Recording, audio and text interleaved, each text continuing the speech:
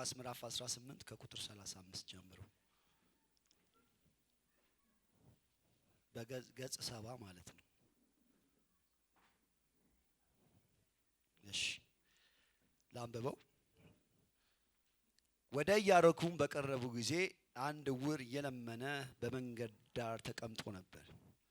ሕዝቡም ሲያልፍ ሰምቶ ይህ ምንድነው ብሎ ጠየቀ። እነርሱም የናዝሬቱ ኢየሱስ ያልፋል ብለው አወሩለት። እርሱም የዳዊት ልጅ ኢየሱስ ሆይ ማረኝ እያለ ጮኸ። በስተፊቱ ሄዱ የነበሩትም ዝም እንዲል ገሰጹት። እርሱ ግን የዳዊት ልጅ ሆይ ማረኝ እያለ አብዝቶ ጮኸ። ኢየሱስም ቆሞ ወደ እርሱ እንዲያመጡ ታዘዘ። በቀረበም ጊዜ ምን ላደርግልህ ትወዳለህ ብሎ ጠየቀው። እርሱም ጌታ ሆይ አይ ዘንድ ነው አለ። ኢየሱስም ሂድ እምነትህ አድኖሃል። በዚያም ጊዜ አየ፣ እግዚአብሔርንም እያከበረ ተከተለው። ሕዝቡም ሁሉ አይተው እግዚአብሔርን አመሰገኑ።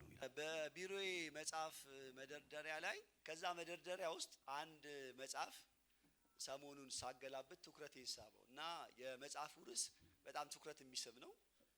እንደገና ደግሞ በጣም እንድታዩት የሚያጓጓ ነው እና ምን ይላል? የተረሳው ቁልፍ ነገር ይላል። እና ምንድነው ብዬ ለማንበብ ለማየት ሞከርኩና ጸሐፊው ምን ይላል? እግዚአብሔር በዚህ ዘመን ለአማኞች በሙሉ የሰጣቸው ነገር አለ። ቁልፍ የሆነ ነገር፣ ዋና የሆነ ነገር አለ ይልና ይሄ ቁልፍ የተዘጋውን የሚከፍት ነው። ይሄ ቁልፍ ከእግዚአብሔር ጋር ህብረት የምናደርግበት ነው። ይሄ ቁልፍ በጣም ወሳኝ ነው። ይሄ ቁልፍ በጣም ለአማኞች እጅግ በጣም ጠቃሚ ነው ይልና ስለዚህ ቁልፍ ሲናገር ጸሎት ነው ይለናል። ከዛ ወረድ ብሎ ወደ ውስጥ በደንብ ስትገቡ ታዲያ በዚህ ዘመን በአማኞች መካከል በጣም የተረሳ ነገር ቢኖር ይሄ ጸሎት ቁልፍ ነው ብሎ የተለያዩ ነገሮችን ያብራራል፣ ይናገራል ማለት ነው። አማኞች እየተጠቀሙት ያደለ ግን እግዚአብሔር የሰጣቸው እግዚአብሔር እንዲጠቀሙበት የሰጣቸው ግን እየተጠቀሙበት ያልሆነ ነገር ብሎ ጸሐፊው በደንብ ይተነትናል ማለት ነው። እኔም በዚህ ሐሳብ እስማማለሁ። ምክንያቱም ከጥቂት ሳምንታት በፊት ጀምሮ ውስጤ በጣም እየከበደ ነገር ያለው ነገር አንዱ በእኔ እንኳን ወደ ጌታ ስመጣ የነበረው ዘመንና አሁን ያለው ዘመን መካከል ልዩነት አለው። እኔ ወደ 20 ምናምን ዓመቴ ነው ወደ ጌታ ከመጣው። በጣም በዛ ዘመን ጾም ጸሎት የሚበዛበት የሚጸለይበት ሰው በግሉ ከእግዚአብሔር ጋር የሚነጋገርበት መጥቶ የሚነግራችሁ እግዚአብሔር እንደዚህ ያለኝ ስላንተ እንደዚህ ተናገረኝ ስላንተ እንደዚህ አሳሰበኝ የሚሉ ነገሮች የሚታዩበት ዘመን ነበር። አሁን ስታዩ እነዛ ምልክቶች በመካከላችን እየተገለጡ አይደለም። በጣም ጥቂት ሬር የሆኑ ነገሮች ሊመጡ ይችላሉ። በጣም ምልክቶቹ ከጥንት የነበሩ ምልክቶች አሁን እንኳን ያባሉ ምልክቶች መካከል ልዩነት አለ ማለት ነው። እና ብዙ ሰው ከጸሎት መሰዊያው እንደራቀ አሰብኩኝ። እኔም ያው እንደናንተም ብርቶኛ አይደለም ማውራችሁ በዛ በህይወት በመፈተንበት ሁኔታ ማለት ነውና ከእግዚአብሔር ጋር የምንነጋገርበት ከእግዚአብሔር ጋር የምናወራበት ከእግዚአብሔር ጋር በጸሎት የምናሳልፈበት ጊዜያት እያጠሩ ይመስሉኛል። ለምን ካላችሁ ብዙ ነገሮቻችን ቢዚ አድርገውናል። ከእግዚአብሔር ፊት ከማሳለፍ ይልቅ ከእግዚአብሔር ጋር ከመሆን ይልቅ በጣም ብዙ የሚሻሙን ነገሮች የበዙበት ዘመን ነው። በጣም ብዙ የሚሻሙን የበዙበት ዘመን ነው። የሚጠቅመው ነው ማን ይጠቅመው በህይወታችን ላይ ለውጥ የሚያመጣውንም ማያመጣውም ነገር ለማድረግ የምንታገልበት ዘመን ብዬ አስባለሁ። ዛሬ ግን እኔ እንደዚህ ብዬ ባርካችኋለሁ። እግዚአብሔር በኢየሱስም የልመና መንፈስ የጸሎትን መንፈስ በእኛ ላይ ያፍስስ። ድምጻችሁ አይሰማም? አሜን በሉ። በጌታ በኢየሱስም ያፍስስ። ስለዚህ የመልእክቴ ርዕስ ምንድነው? ግቡን የሚመታ ጩኸት ወይ ደግሞ ግቡን የሚመታ ጸሎት ነው ያልኩት። እንደዛ ነው። ግቡን የሚመታ ጩኸት ወይ ደግሞ ግቡን የሚመታ ጸሎት ማለት ትችላላችሁ። ቀደም ብዬ እንደነገርኳችሁ ጸሎት ከእግዚአብሔር ጋር ቀጥታ የምንገናኝበት መስመር ነው። ይኸውላችሁ ከእግዚአብሔር ጋር ሰው ቀጥታ ልውናን የሚለማመድበት ድምጽ የሚሰማበት የእግዚአብሔርን ሐሳብ ገንዘብ የሚያደርግበት እግዚአብሔር የሚናገረው ኃይል የሚታጠቅበት በጣም ቦልድነስ ሆኖ የሚወጣበት ስፍራ ጸሎት ነው። እግዚአብሔር የት ነው የሚናገራችሁ ካላችሁ እግዚአብሔር በተለያየ መንገድ ይናገራል። ዋንኛው ስፍራ ግን እግዚአብሔር እርሱ በሚፈልግበት ቦታ በጸሎት ስፍራ እግዚአብሔር ጋር ስትቆዩ ነገራችሁ እንኳን ባይመለስ እናንተ ተቀይራችሁ ትመጣላችሁ።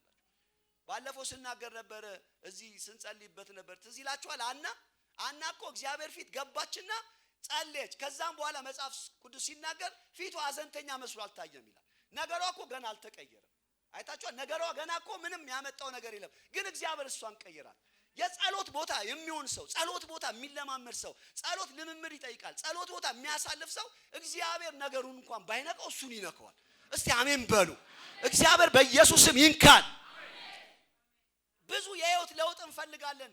እዚሁ እያንዳንዳችሁ አስነስቼ ማደግ ትፈልጋል፣ መለወጥ ትፈልጋል፣ እግዚአብሔር እንዲናገር ትፈልጋል፣ እግዚአብሔር ባንተ እንዲጠቀም ትፈልጋለ ቢላችሁ እኔን ጨምሮ አዎ ነው የምንል። ግን ለእግዚአብሔር ጊዜ ደግሞ የለንም። ከእግዚአብሔር ጋር የምናሳልፈው ጊዜ በጣም አነስተኛ ነው። ዛሬ በጣም ልሞግታችሁ ፈልጋለሁ፣ ራሴን ስለሞገትኩ ማለት። እግዚአብሔር እንደዚህ ብዬ ልባርካችሁ ደግሜ፣ እግዚአብሔር የጸሎትን መንፈስ በላያችሁ ላይ ያፍስስ። ኃይል በኢየሱስም በእናንተ ላይ ይግባ። ጸሎት ወዳጅነትን ያጠናክራል ይላል አንድ ሰው ሲናገር። ጸሎት ወዳጅነትን ያጠናክራል። ካልጸለይክ ይላል፣ ካልጸለይክ ከእግዚአብሔር ጋር ያለ ግንኙነት ያድጋል ብለህ እንዳትጠብቅ ይላል። ምክንያቱም እግዚአብሔር ሰዎችን ወዳጅ ሊያረግ ጠርቷል። ዮሐንስ ወንጌል ምዕራፍ 15 ላይ እንደሚናገር ከእንግዲህ ባሮች አልላችሁም ወዳጅ ብያችኋለሁ ይላል። ስለዚህ እግዚአብሔር ወዳጅ እንድንሆን ይፈልጋል። ወዳጅ ደግሞ ሁልጊዜ አብሮ ማሳለፍን ይጠይቃል። ስለዚህ ወዳጅ አብሮ ከሱ ጋር መሆንን ይፈልጋል። ስለዚህ እግዚአብሔር ጋር ያለ ግንኙነት ይጠነክራል፣ ያድጋል ብለህ ባለመጸለይት ውስጥ የምታሳልፍ ከሆነ እርግጠኛ ሆኜ ልንገርህ ወዳጅነት ያድግም፣ ነገር ያድግም፣ ስራ ያድግም፣ የምትለወጥበት ነገር አነስተኛ ነው የሚሆነው። እግዚአብሔር ለአንተ ከሚሰራው ይልቅ አንተ የምትሰራው ይበልጣል። አንድ አባባል አለ፣ በጣም ብዙ ሰዎች ይናገሩታል። ስትጸልይ እግዚአብሔር ይሰራልሃል ይላል፣ ሳትጸልይ ግን አንተ ራስህ ትሰራለህ ይባላል። እግዚአብሔር ፊት ሁልጊዜ ራስን ስታቀርብ ስትጸልይ እግዚአብሔር ነው የሚሰራልህ። መጽሐፍ ቅዱስ ከዘፍጥረት እስከ ራዕይ ያሉ አባቶችን ሄደህ ስትመለከት የጸሎት ህይወት አላቸው ከአብርሃም ጀምሮ። ስለዚህ እግዚአብሔር ነበር የሚሰራላቸው፣ እግዚአብሔር ነበር የሚዋጋላቸው። ካልጸለይክ ግን ራስህ ነው የምትሰራው ይላል። ማርቲን ሉተር ታውቃላችሁ፣ ታድሶን ያመጣው ሰው በጠረጴዛዬ ላይ ይላል ብዙ ስራ ካለ ብዙ ጸሎት አለብኝ ብዬ እነሳና ጸልያለሁ ይላል። እኛ ተቃራኒ ነው። ብዙ ስራ ካለብን ጸሎት እንቀንሳለን። እርሱ ግን ምንድነው? ብዙ ስራ ካለብኝ ብዙ ጸሎት ያስፈልገኛል። እስኪ እጆቻችሁን አንሱ ልባርካችሁ። እግዚአብሔር በኢየሱስም የጸሎት መንፈስ በላያችን ላይ ያምጣ፣ ይውደቅ የሚል አሜን ይበል። የሚገርመው ነገር ደግሞ መጽሐፍ ቅዱሳችን ስታነቡ እግዚአብሔር እንድንጸልይ እንድንለምነው ደግሞ ይፈልጋል። እግዚአብሔር በጣም ብዙ ቦታ ላይ ላነሳላችሁ ኤርምያስ 33:3 ላይ ሲናገር ወደ እኔ ጩ እኔም እመልስልሃለሁ የማታውቀውን ታላቅና ኃይለኛ ነገር አደርጋለሁ ይላል። ይጋብዛል። እግዚአብሔር ይጋብዛል ልጆቹ እንዲጸልዩ፣ ወደሱ እንዲጮሁ። ኢየሱስም አንኳኩ ይከፈትላችኋል፣ ለሚያንኳኩ ይከፈታል፣ ለምኑ እያለ ይናገራል። መዝሙር 2:8 ላይ ደግሞ ታውቃላችሁ ለምነኝ አሕዛብን ለርስት የምድር ዳርቻን እሰጥሃለሁ ይላል። እግዚአብሔር ይፈልጋል ማለት እንድንጸልይ እንድንቃጥት በፊት ውስጥ ብዙ እንድናሳልፍ እግዚአብሔር ይፈልጋል። በዚህ ዘመን ከተመታው ነገር አንዱ ታውቃለች የምልጃ ጸሎት፣ እግዚአብሔር ፊት የመሆን የጾም ጸሎት መንፈስ ከቤተ ክርስቲያን የመታ መንፈስ አናቱ ይወጋ። በቃ እስቲ አሜን በሉ። ሁሉ ነገር ተጠናቆላል፣ ሁሉ ነገር እጅ ገብቷል። አንተ ብቻ ማዘዝ ነው። በቃ ስታዘው ክሌም ምናምን ስታደርግ ይመጣል የሚል መንፈስ እጆቻችሁን አንሱ። ከኢትዮጵያ ቤተ ክርስቲያን ላይ ይሰብራለሁ። ይሰበር የሚል አሜን ይበል። ስለዚህ እግዚአብሔር ራሱ ይጋብዛችኋል፣ ጸልዩ ይላችኋል። ኢየሱስ ደጋግሞ ጸልዩ፣ ተነሱ፣ ጸልዩ ይላችኋል። እንዲጸልዩ ሶስቱን ምናምን ይዞ ይወጣል። እግዚአብሔር በእግዚአብሔር ፊት እንዲሆኑ በጣም ይተጋል። የእምነታችን ጀማሪና ፈጻሚ ሆነው ኢየሱስ ራሱ በጣም ይተጋል። በጸሎት የታወቀ ነው። ማለዳ ይነሳል፣ ወደ ተራራ ይወጣል። መጽሐፍ ቅዱስ ስታነቡ ብዙ እውነቶችን እንደዛ ታገኛላችሁ ማለት። እግዚአብሔር የጸሎትን መንፈስ ይስጣችሁ። መጨረሻ ላይ በኃይል እንደዛ ነው የምንጸልየው። እግዚአብሔር የጸሎት መንፈስ ይስጠን፣ በጌታ በኢየሱስም ይሰጠን። እግዚአብሔር ራሱ ምን ይላል? ይፈልጋል። ወዳጄ ነገርም እንዲቀየር ከፈለግ ጸልይ። በቃ በጸሎት መበርታት ከፈለግ ማድረግ ያለብህ ነገር መጸለይ ብቻ ነው። ሌላ ቴክኒክ የለውም። ጸሎትን እኮ አልችልም ካል ጸሎት እንድችል መጸለይ ነው። ሌላ ምንም ነገር የለውም። መጽሐፍ ቅዱስ እሱን እውነት ነው የሚያስተምረው ማለት። ነገር ግን ማወቅና በጣም መረዳት ያለብን ነገር ምንድነው? ሁሉ ጸሎት እግዚአብሔር ፊት የሚቀርብ ጸሎት ሁሉ መልስ ያገኝ እንደምታውቁት ማለት። እግዚአብሔር አልሰማችሁም ያላቸው ቦታ አለ። ለምሳሌ ዘዳግም ላይ ደስታንቡ እናንተም ወደ እኔ ጮኻችሁ እኔም አልሰማችሁም ይላል። እግዚአብሔር አንዳንዴ የማይሰማው ጸሎት አለ። እግዚአብሔር ከዚህ ያድነን። እስቲ ድገሙና አሜን በሉ። የማይሰማው ጸሎት የማይቀበለው ጸሎት አለ። እግዚአብሔር አልቀበልም፣ ይሄንን ማን በዘጋልኝ፣ ድምጻቸውን ባልሰማ የሚል ብዙ ቦታ ላይ ታገኛላችሁ ማለት። በእምነት አለመጸለይ፣ በጥርጣሬ መጸለይ፣ በእግዚአብሔር ፊት በትክክል አለመጸለይ፣ በተበላሸ ሞቲቭ አለመጸለይ ጸሎት እንዳይመለሱ የሚያደርጉ እልፍ ነገር ናቸው። ባጭሩ ምን ለማለት ነው? ግቡን የሚመታ ጸሎት አለ፣ የማይመለስ ጸሎት አለ።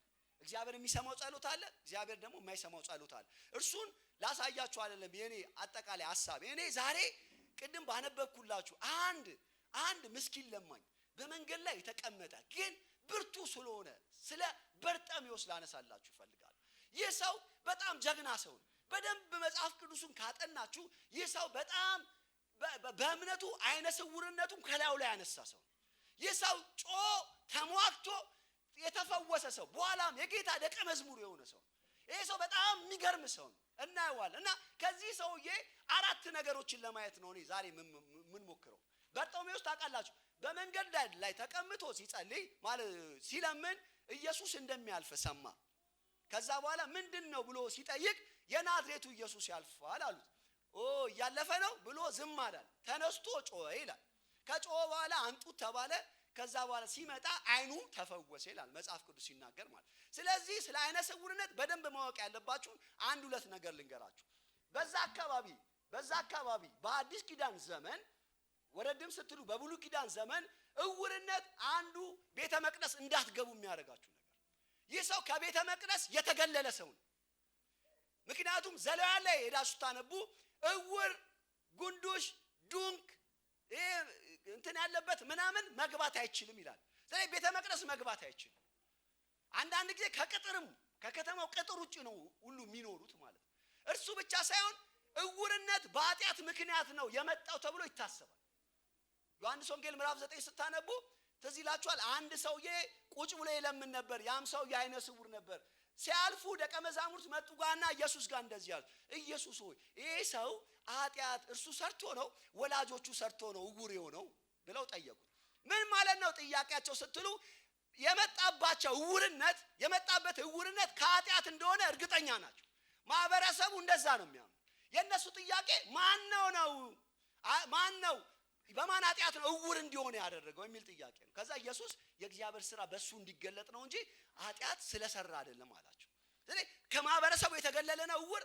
እንደገና ደግሞ ቤተ መቅደሱ መግባት አይችልም። አቅሙ የተገደበ ነው። አንድ የሚሰጣችሁ ነገር በዘመኑ እውርነት ልመና ብቻ። መማር አትችሉም። ያለው እድል የሰጠው ነገር ልመና ብቻ ነው። ስለዚህ ይለምን ነበር ብሎ መጽሐፍ ቅዱስ ይነግረናል ማለት ነው። የት ነው የሚለምነው? ኢያሪኮ ሁለት ኢያሪኮ አሉ። አንዷ ኢያሪኮ ኢየሩሳሌም መግቢያ ያለች ኢያሪኮ ለማኞች፣ በነገራችን ላይ እዛ ቦታ እርሱ ብቻ አይደለም ቁጭ ብሎ የሚለምነው ተብሎ ይታሰባል። ብዙ ለማኞች ናቸው ቁጭ ብሎ የሚለምኑት። ምክንያቱም እስራኤላዊ አይሁዳዊ በሙሉ በአመት 3 ጊዜ ወደ ኢየሩሳሌም ስለሚመጣ እዛ ጋር ቁጭ ብሎ የሚለምኑ ሳንቲም የሚቀበሉ ብዙ ናቸው። ስለዚህ ከዛ ከሚቀመጡ ሰው መካከል ነው በልዩነት የጮኸው። እንዲህ ብዬ ልባርካችሁ፣ በኢየሱስ ስም በልዩነት መጮህ ይሁንላችሁ። ብዙ አሉ እውርነታቸውን ተቀብለው ቁጭ አሉ። እርሱ ግን ኖ አለ፣ አልፈልግም አለ። ልክ ግርግሩን ሲሰማ አስተሳሰቡን ቀየረ፣ ጮቱን ቀየረ፣ ጨርቁን ጥሎ ሄደ ይላል መጽሐፍ ቅዱስ ሲናገር ማለት። ቀን ይጠብቅ ነበር ማለት ነው ሰው። ስለዚህ በዛች ቁጭ ብለው ይለምኑ ነበር። ቅድም እንደነገርኳችሁ ይህ ሰው እግዚአብሔር የፈወሰው ሰው ነው። ኢየሱስ ያዳነው ሰው ነው። ከውርነቱ ተላቆ ደቀ መዝሙር የሆነ ሰው ነው። እኔ አራት ነገር ላንሳና ጨርሳለሁ። ከዚህ ሰውዬ ምንድነው የምንማረው? ግብ ያለው ጸሎት፣ ውጤታማ ያለው ጸሎት በህይወታችን እንዲሆን ከፈለግን ምን እናማራለን ከዚህ ሰውዬ ካላችሁ፣ አንደኛው የምንማረው የሚለምነውን ማንነት ያውቃል። እስኪ ከኔ ጋር በሉ፣ የሚለምነውን በሉ፣ ማንነት ያውቃል። ምን ማለት ነው? አንዳንድ ጊዜ ስንጸልይ እግዚአብሔርን የምንስልበት፣ እግዚአብሔርን የምናውቅበት፣ ስለ እግዚአብሔር ያለን መረጃ ትክክል ካልሆነ በትክክል መጸለይ አንችል።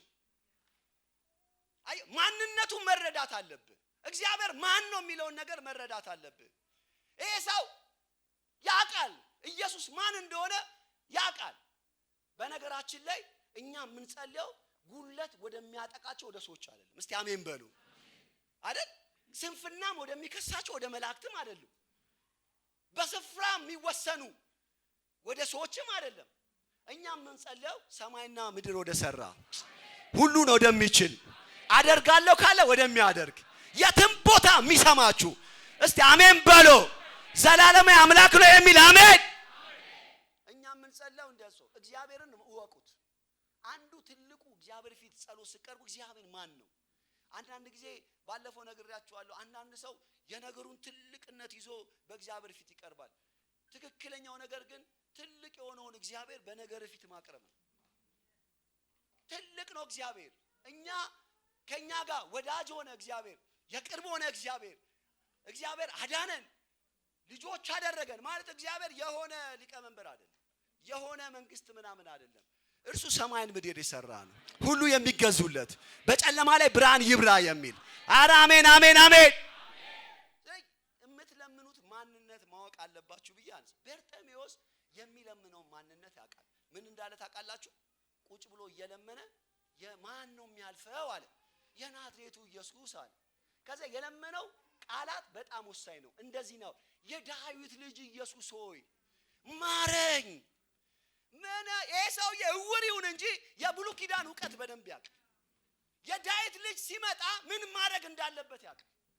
የዳዊት ልጅን ማንነት ያውቃል።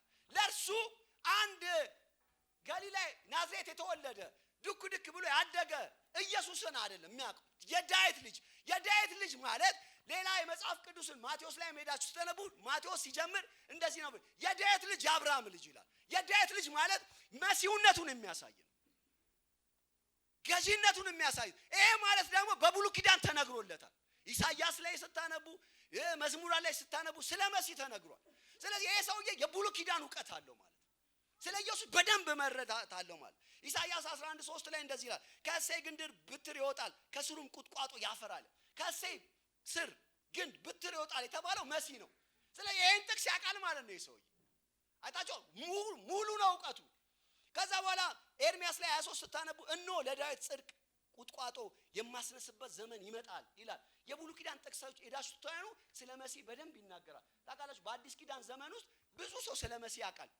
እነ ጴጥሮስም ሁሉም ስለ መሲህ ያውቃሉ።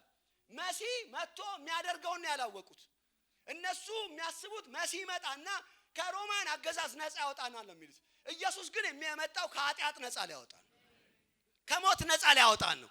ስለዚህ መሲህ የዳዊት ልጅ ሆይ ሲል ዝም ብሎ አይደለም ያለው። የዳዊት ልጅ ሆይ ማረኝ ሲል መሲህ ነው። አንተ በሌላ ቋንቋ ምን እያለው ነው? አንተ እኮ አዳኝ ነህ፣ አንተ እኮ ፈዋሽ ነህ፣ አንተ እኮ ትመጣለህ የተባለውን፣ አንተ እኮ ከጨለማ የምታወጣን፣ አንተ እኮ ውርነትን የምትገፍነ። አረ አሜን አሜን አሜን። አንዱ እሱ ነው የማንነቱን ማወቅ። እግዚአብሔር ፊት ሲቀርቡ እንዴት ነው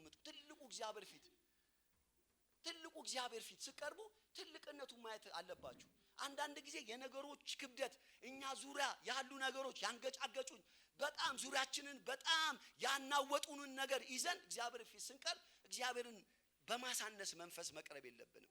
እና ይሄ ሰው የእግዚአብሔር ትልቅነት የተረዳ የእግዚአብሔርን ኃያልነት የተረዳ ሰው ነው። ስለዚህ ይላችኋል መጽሐፍ ቅዱስ ማርቆስ 9 ሰው ላይ አንድ ሰው ላሳያችሁ። ይሄ ሰው ልጁ አጋንንት የሚጥልበት ሰው ማለት እየጣለው ሲያስቸግረው ኢየሱስ ጋር መጡት። ከዛ ኢየሱስ ጋር መጣና ምን ሆነ ነው ሲል ልጄ ታሞ ነው። ከመጀመሩ እንደዚህ ሆነው ሲለው ከልጅነቱ ጀምሮ አለና ሰውየው አንድ ሮንግ ነገር ተናገረ። ትዝጋላችሁ ቢቻልስ አለ። ከዛ ኢየሱስ ወዲያው አልተቆጣም። ቢቻል ትላለህ? ለሚያምን ሁሉ ይቻላል። እግዚአብሔር ጋር ቢቻል አይባል። ቢቻል ሲለው ተቆጣ ይላል። አላወቀም፣ የኢየሱስን ማንነት አላወቀም። ደግሞ በተቃራኒው የኢየሱስን ማንነት የተረዱ ሰዎች ነበሩ። መጽሐፍ ቅዱስ ስታነቡ ያመቱ አለቃ ሰው ትዝ አይላችሁ? ቃል ብቻ ተናገር ባሪያዬ ምን ይላል? ይፈወሳል፣ ይድናል። ስለዚህ ማንነቱን በደንብ ማወቅ አለብን ማለት። የኛ ጌታ ዘላለማዊ ሁሉን የሚችል ጌታ ነው የሚል አሜን ይበል። አሜን ድገሙና አሜን በሉ። ስለዚህ በጸሎት ፊት በእግዚአብሔር ፊት ስንቀርብ ኢየሱስ ትልቁ አምላክ ፊት እንደምትቀርቡ ምን አጠገባችሁ እንደቆመ ሊሰማችሁ እንዳለ እንደሚመልስላችሁ ማመን አለባችሁ። ይሆናል አይሆንም፣ ይሰማኛል አይሰማኝም በሚል መንፈሳት እሰማለሁ ብሏል፣ ጩ ብሏል እግዚአብሔር። እኔ አደርጓለሁ ብላ ለሱ የማይቻል ነገር የለም። ለኛ ነው ነገሮቹ ከባድ የሆኑት፣ ለሱ ግን ቀላል ነው። ስለዚህ አንዱ ከበርጠሎሜዎስ የምንማረው ነገር እሱ ነው። የሚለምነውን ማንነት ያውቃል። የዳዊት ልጅ ሆይ ማረኝ። ሁለተኛውን ላንሳላችሁ። ሁለተኛው ከበርጠሎሜዎስ የምንማረው በጣም ትልቅ ነገር ጊዜውን ያወቀ ሰው። ይሄ ሰው በነገራችን ላይ በጣም ብልጥ ነው። ያው ሰው ሲያገኝ ሳንቲም ነው የሚለምነው። ኢየሱስ ጋር ሲመጣ ግን አይን ነው የለመነው። አንዳንዴ ማጋ ምን መጸለይ እንዳለበት ጊዜውን ያወቀ ሰው ነው።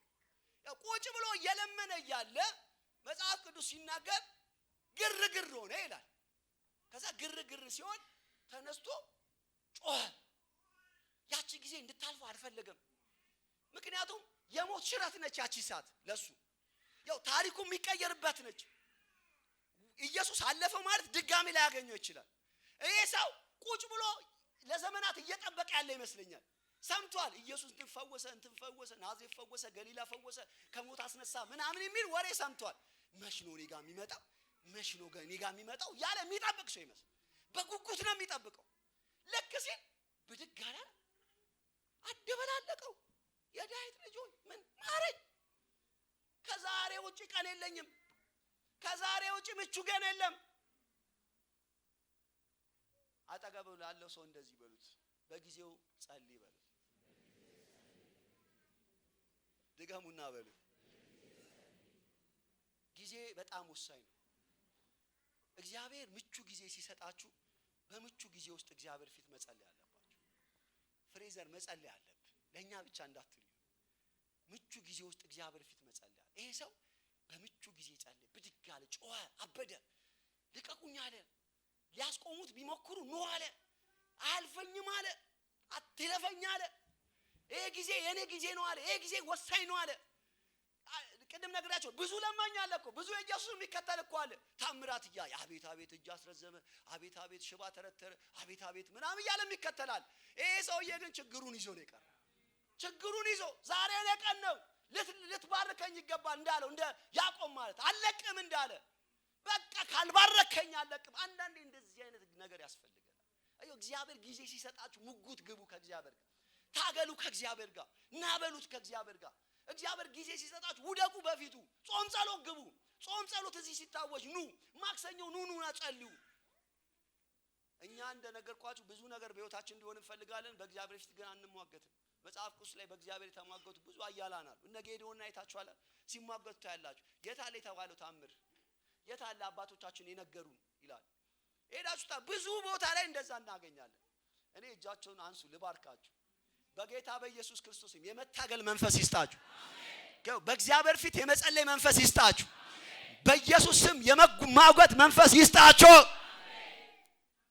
ስለዚህ ይላችኋል ጌታ ኢየሱስ ክርስቶስ ማቴዎስ ምዕራፍ 26 ጴጥሮስ ዮሐንስና ያዕቆብን ወደ ተራራ ይዞ ወጣ ይላል ጌቴሴማኒ ላይ። ከዛ ጸልዮ ሲመጣ እነሱ አንቀላፍቷል።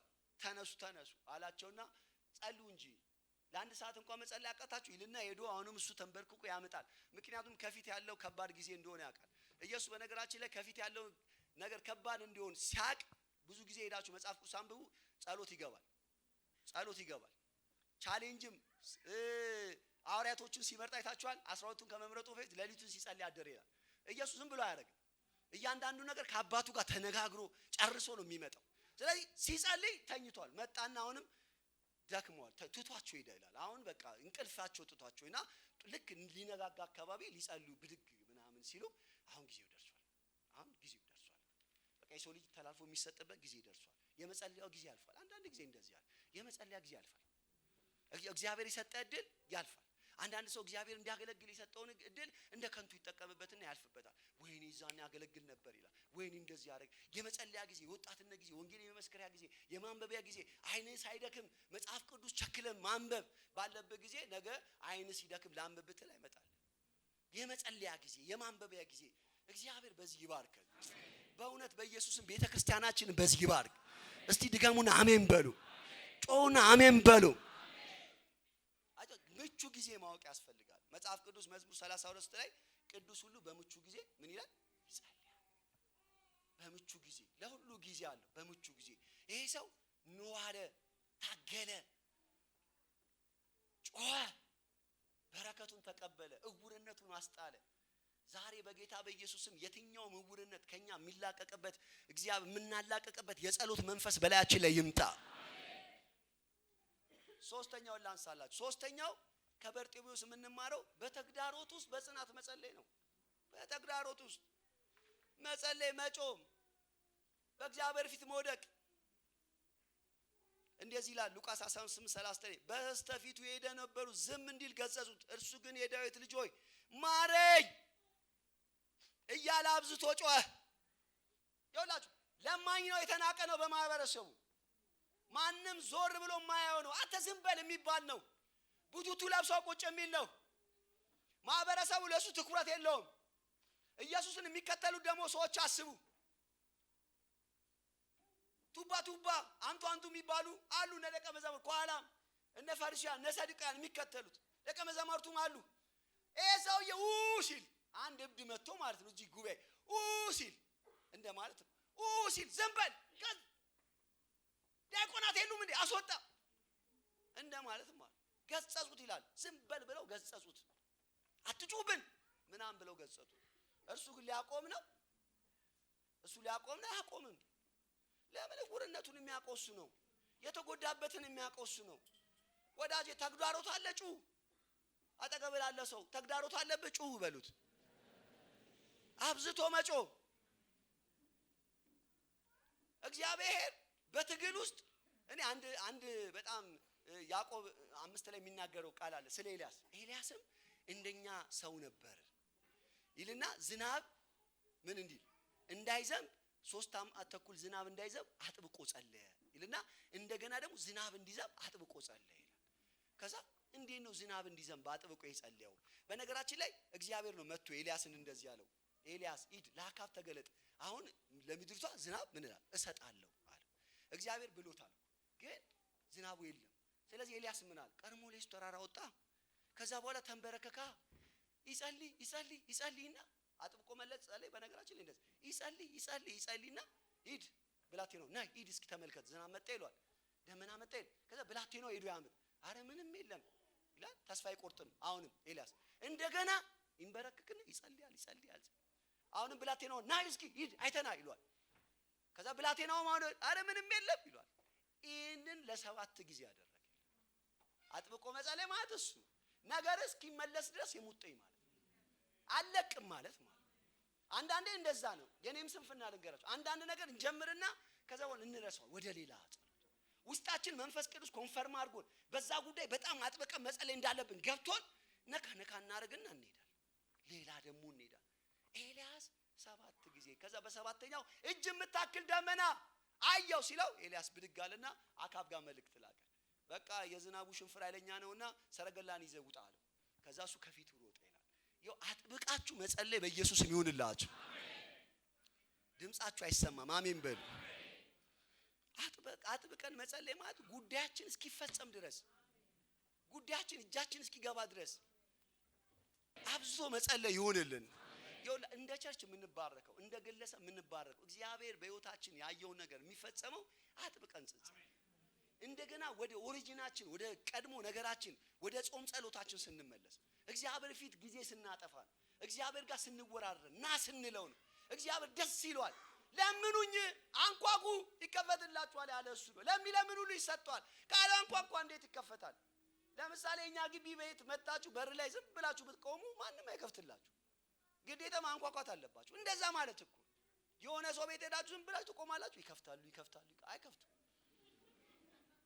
የግዴታ ማንኳኳት ያስፈልጋል። መጸለይ ያስፈልጋል። በእግዚአብሔር ፊት መውደቅ ያስፈልጋል። እልህኛ መሆን ያስፈልጋል። እግዚአብሔር በኢየሱስም በዚህ መንፈስ ይባርከን። እንደ ኤልያስ አይነት መንፈስ በውስጣችን ይክተትልን። ምን ልላችሁ ነው? ተግዳሮት አለ፣ ዝም ብላችሁ ጸልዩ። የማይመች ነገር አለ፣ መጸለያችሁን ቀጥሉ። መልሱ አልተመለሰም፣ ቀጥሉ። እግዚአብሔር በጽናታችሁ እንድትቀጥሉ ይፈልጋል። ይሄ ነው መልእክት። እግዚአብሔር በጽናታችሁ እንድትቀጥሉ ይፈልጋል። እግዚአብሔር አንድ ቀን እጃችሁ ያስገባል። በእጃችሁ እግዚአብሔር ይሰጣችኋል። ዮናስ ትዝ ይላችሁ በማይመች አሳ ነባሪ ውስጥ ጸለየ፣ ተተፋ ይላል መጽሐፍ ቅዱስ ሲናገር ማለት። ዳንኤል እንዳትጸልይ ተብሎ አዋጅ ተወጥቶበት እሱ ግን ፊቱን ወደ ኢየሩሳሌም አድርጎ ጸለየ ይላል። ሐዋርያቶቹ ከአሁን በኋላ በዚህ ስም እንዳትናገሩ ሲባሉ ገብተው እግዚአብሔር አምላክ ብለው ወደ እግዚአብሔር ጸለዩ። ተግዳሮትን ማሸነፊያው መንገድ አንዱ ጸሎት ነው። አጥብቆ መጸለይ በኢየሱስ ስም ይሁንልን። ድምጻችሁ አይሰማም። አሜን በሉ። የመጨረሻውን ላንሳላችሁና ልጨርስ። የመጨረሻው የምንለምነውን ማወቅ። ለእናንተ ዋና የሆነው ነገር ምንድነው? በልባችሁ ሁሉ ጊዜ የሚጮህ እግዚአብሔር ድንገት መጥቶ ግልጥ ብሎ የሆነ ነገር ቢጠይቅ ምን ላደርግልህ ትፈልጋለህ ቢለው እንመልሳለን። አንድ ነገር እንመልሳለን። አንድ ነገር እንጠይቃለን። ይሄ ሰው ግን የሚገርም ነው። ጌታ ፊት ቀረበና ይላል መጽሐፍ ሲናገር ምን ላደርግልህ ትወዳለህ ሲለው ወዲያው ነው እኮ መልሱ። አይ ዘንድ ገንዘብ ስጠኝ አለ። ቅድም እንደነገርኳችሁ ሰው ሲያገኝ ይሄ ሰውዬ ገንዘብ ስጠኝ ብሎ ነው የሚለምን። ኢየሱስ ግን ጋር ሲያገኝ መልሱ ተቀየረ። ዋናውን ነው የጠየቀው፣ ምንጩን ነው የጠየቀው። ምክንያቱም እውርነቱ ያመጣበትን ጣጣ ያውቃል። እውርነቱ ከተነሳ ደግሞ የሚሆነውን ነገር ያውቃል። እውርነቱ ከሱ ላይ ተነሳ ማለት ወደ ቤተ መቅደስ ይገባል። እውርነቱ ከሱ ላይ ተነሳ ማለት ሰርቶ ይበላል፣ ከልመና ይወጣል። ስለዚህ ወዲያው ነው ይመለስ አይ ዘንድ አለ። ከዛ ኢየሱስም ይህ እንደ እምነትህ ሆኖልሃል አለው። እና እግዚአብሔር ፊት ስትቀርቡ ዋና የምትሉት የነገራችሁን ቁልፍ አጠቃላይ ነገራችሁን የሚፈታ ነገር ላይ ፎከስ ብታደርጉ አሪፍ ነው ብዬ አስባለሁ። አንዳንድ ጊዜ ገብታችሁ የምትለምኑት ነገር የምለምነው ነገር የምትለምኑትና አታቁምና የሚያስብል ነገር የምንለምነው ነገር ዋና ነገር መሆን አለ። ዋና ነገር መሆን አለ። እስራኤል ትዝ ይላችኋል ኢያሱ ጋር መጡና በቃ ከሙሴ ጋር ከነበረ እግዚአብሔር ከአንተም ጋር ከሆነ እንገዛለን። ጥያቄያቸው ኢያሱ አጭር ነው ረጅም ነው፣ ኢያሱ መምራት ይችላል አይችልም ምናምን አለ። ብቻ እግዚአብሔር ካለ በቃ እንገዛለን።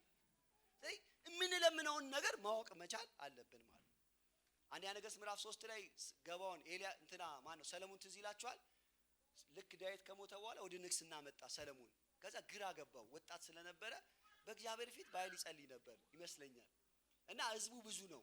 ከዛ ሌሊት ተኝቶ ሳለ እግዚአብሔር መጣና ሰለሞን ሆይ አለው፣ ምን እንዳደርግልህ ምን እንድሰጥህ ትፈልጋለህ ሲለው፣ ህዝብ ያንተ ህዝብ ታላቅ ህዝብ ነው፣ እኔ ደግሞ ታውቃለህ ብላቴና ነኝ፣ አንድ ነገር እጠይቅሃለሁ አለው፣ ጥበብና ማስተዋል ስጠኝ።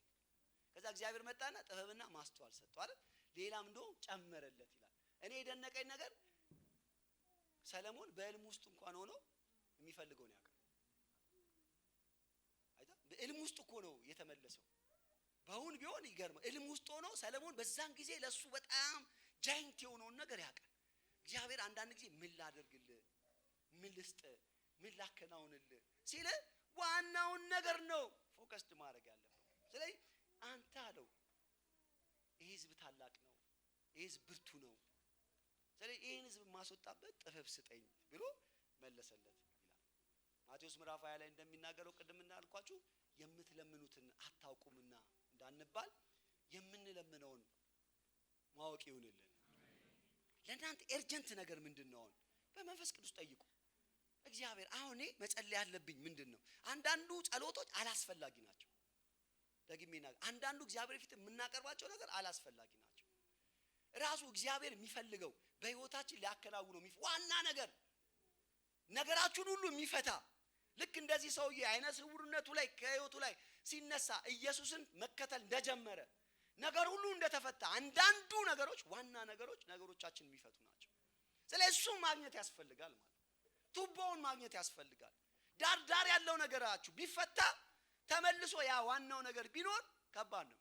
በእርግጥ ሁሉ ነገር አይፈታም፣ ግን እግዚአብሔር እንዲፈታላችሁ የምትፈልጉት የምትሟገቱት አጥብቃችሁ በፊቱ የምትጸልዩት ይሄ ነገሬ ነው የምትሉት እርሱ ነገር በጣም ወሳኝ ነው። እሱ በጣም ነገር ያስፈልጋል ማለት እግዚአብሔር ይርዳል። እስቲ ድገሙና አሜን በሉ። ስለዚህ ዛሬ ምንድነው ከዚህ ሰውዬ ህይወት የምንማረው ካላችሁ የምንለምነው ጌታ ትልቅ እንደሆነ እንወቅ። ሁሉን የሚችል ነው። በሱ ፊት ከባድ የሚባል ጥያቄ የለም። ይሄን በዚህ አስተሳሰብ ነው እግዚአብሔር ፊት መቅረብ ያለብን። አንዳንድ ጊዜ እግዚአብሔር ፊት እኔ እንደዚህ ይላል እግዚአብሔር አንዳንድ ጊዜ በጸሎት ጊዜያችን ውስጥ ቢገለጥ ስላለው ማለት አንዳንድ ጊዜ ታውቃላችሁ እግዚአብሔር ፊት እንቀርብና እግዚአብሔር እንደሌለ ነው አክሽናችን። ጸሎት እኮ እግዚአብሔር አለ ነው። ምክንያቱም 2-3ም በመካከላችሁ ይገኛል ብሏል። ያው ድርጊታችን ግን እግዚአብሔር እንደሌለ ነው የሚያሳብቅብን። ፍርሃት የለም፣ መንቀጥቀጥ የለም፣ መፍራት የለም፣ ውድቅ ማለት የለም፣ ቀና ብሎ አለማየት የለም፣ ትትና የለም። እንወጣለን ገባለን ቁጭላን የሆነ ነገር ምናምን አለ ራሱ አትሞስፌሩ ምን ያለን ነው። በቋንቋችን ባንናገርም እግዚአብሔር እንደሌለ አይነት አክት ነው የምናደርገው። በጸሎት መካከላችን እግዚአብሔር አለ። እግዚአብሔር እንዳለ በፍርሃት በመንቀጥቀጥ እርሱን በማክበር በእግዚአብሔር ፊት መሆን ይጠበቅብናል። አንደኛው ምንለምነውን አምላክ ማንነት በደንብ ማወቅ አለብን ማለት ነው። ካላወቃችሁ ትክክለኛውን ነገር መጸለይ አትችሉም። እርሱን በማክበር መጸለይ አትችሉም። አይ በጥርጣሬ ነው የምትጸልዩ። ይመልስ ይሆን አይመልስም ይሆን በሚል ነው የምትጸልዩት። ሁለተኛው በምቹ ቀን ጸልዩ፣ ጊዜ ሳለ ጸልዩ። አሁን እግዚአብሔር የሰጣችሁ ምቹ ጊዜ የጸሎት ጊዜያችሁ ነው። አንዳንዱ ነገር እግዚአብሔር ነው የሚሰራላችሁ፣ እናንተ አሰሩ። ትግላችሁን ቀንሱ። ስራ አትስሩ አላልኩም። ትግላችሁን ቀንሱ። አንዳንዱ ነገር እግዚአብሔር እንዲሰራላችሁ በእግዚአብሔር ፊት አቅርቡ። እናንተ ማትደርሱባቸው ብዙ ነገሮች አሉ፣ እግዚአብሔር ግን መድረስ የሚችልባቸው። እናንተ ማትነኳቸው ብዙ ነገሮች አሉ፣ እግዚአብሔር ግን የሚነካው። አይታችሁ እግዚአብሔር የሚነካው በጣም ብዙ ነገሮች አሉ፣ እናንተ ማትነኩት። ንካልኝ፣ ድረስልኝ፣ ተዋጋልኝ፣ ሂድልኝ፣ ቅደምልኝ፣ አስገዛልኝ፣ እንደዚህ አድርግልኝ መባል አለበት። አሳልፈ ስጠኝ፣ ሞገስ ስጠኝ፣ ጨምርልኝ በሎ በእግዚአብሔር ፊት መውደቅ ያስፈልጋል። ቴክኒካችን ብልጠታችን የሆነ ነገር ሊያመጣልን ይችላል፣ ግን የእግዚአብሔርን ፍቃድ በእግዚአብሔር ሐሳብና በእግዚአብሔር ጊዜ እንድንፈጽም ሊረዳን አይችልም። የእግዚአብሔርን ፍቃድና የእግዚአብሔርን ሐሳብ እንድንፈጽም የሚያደርገው በእግዚአብሔር ኃይልና በእግዚአብሔር ብርታት ነው። መንፈሳዊ ቤት ነው። መንፈሳዊ ነገር ደግሞ የሚከናወነው በመንፈስ ቅዱስ ኃይል ነው፣ በመንፈስ ቅዱስ ብርታት ነው፣ በእግዚአብሔር ጸጋ ነው። ያ የእግዚአብሔር ጸጋ የእግዚአብሔር ብርታት ደግሞ የምንቀበለው በመሰዊያችን በእግዚአብሔር ፊት ነው። ስለዚህ ሁልጊዜ ራሳችንን በዚህ ልናስገዛ በምቹ ቀን ልንጸልይ ይፈልጋል። ቅድም እንደነገርኳችሁ አጥብቀን እንጸልይ። አራተኛው ስለምንጸልየው እናውቅ፣ ርዕሳችንን እንወቀው። ራሱ ርዕሳችን ልክ ነው ወይ? አንዳንዱ እግዚአብሔር ፊት የሚቀርብ ነው ማለት እግዚአብሔር ፊት የሚቀርብ ነው ወይ? አንዳንዱ እግዚአብሔር ፊት የሚቀርብ ነው። ሁለት ሰዎች ሰምታችኋል፣ ሙሉ ወንጌል አጠገብ ለአጠገብ ሲጸልዩ አንዱ ስለ ጫማ ይጸልያል፣ አንዱ ስለ 2 ሚሊዮን ብር ጉምሩክ እንዲለቀቅለት ይጸልያል። እና ያ በጣም ጮክ ብሎ ነው የሚጸልየው፣ ስለ ጫማ የሚጸልየው ሰውዬ። ከዛ ያኛው ብድግ አለና ጫማውን ይገዛልሃለሁ፣ አብረ ከኔ ጋር ደግሞ ስለ ጉምሩኩ ጸልያለሁ።